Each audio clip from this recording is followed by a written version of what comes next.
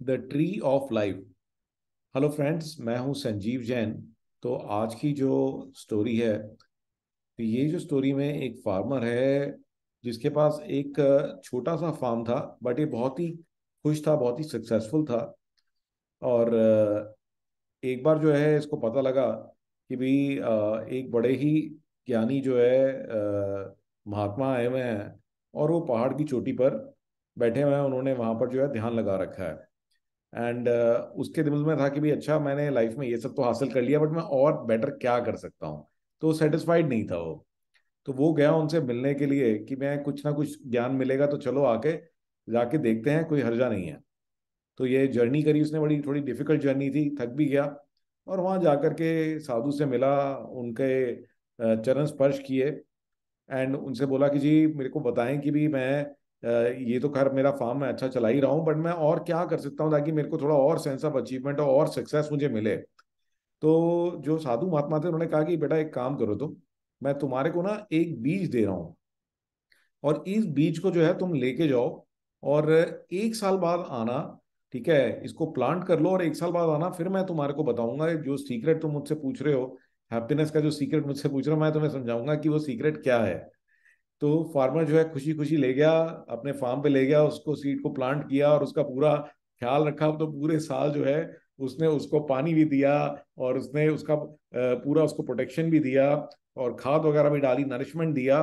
और ये जो छोटा सा बीज था वो जो है बहुत ही सुंदर एक पेड़ बन गया, ग्रू इनटू अ ब्यूटीफुल ट्री। ठीक है। और जब साल पूरा हुआ तो वापस वो उधर ही पहाड़ की चोटी पे गया और वहीं साधु महात्मा उसे मिले।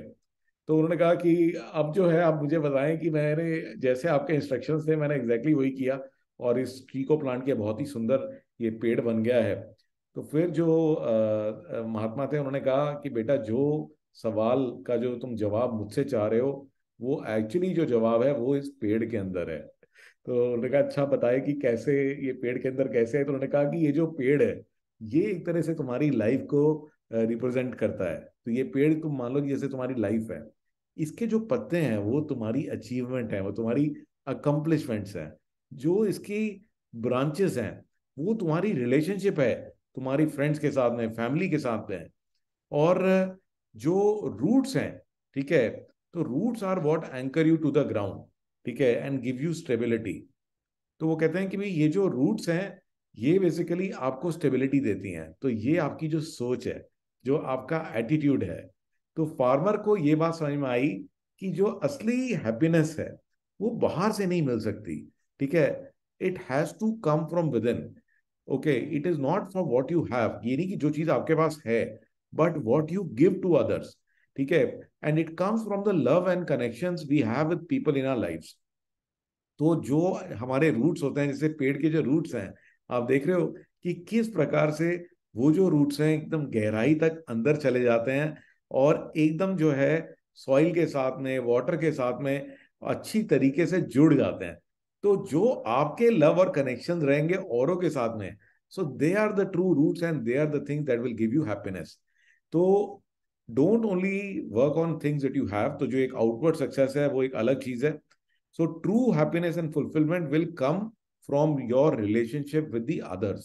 ठीक है, तो जो रिलेशनशिप आपका आपकी फैमिली के साथ में है, फ्रेंड्स के साथ में, जो चीज आप दुनिया को दे रहे हो, दुनिया के लिए क्रिएट कर रहे हो, तो look beyond your material possessions. आइए आज की एक मैं टेक टिप भी आपको देता हूँ। तो कई बार जो है हम लोग जो है अच्छी फोटोग्राफ्स की सर्च करते हैं, तो उसके लिए एक जबरदस्त फ्री साइट है, इसका नाम है unsplash.com। तो इसमें दुनिया जहां की आपको अमेजिंग पिक्चर्स, फोटोग्राफ मिलेंगी which are totally royalty free, and you can download them totally free of cost. तो गाइज इसको जरूर ट्राई करके देखिए। I really use it and I love this site. आप भी ट्राई करके देखो, तो बहुत ही अच्छी और हर तरह के टॉपिक पे आपको हाई रेजोल्यूशन इमेजेस मिल जाएंगी। तो ये देख रहे हैं इसमें सारी सिलेक्शन है। आपको नेचर पे चाहिए, आपको नेचर पे चाहिए, आपको टेक्सचर एंड पैटर्न्स पे चाहिए। इसी really really amazing. So I look forward to getting stories from you and also getting your feedback. Look forward to seeing you in my next story.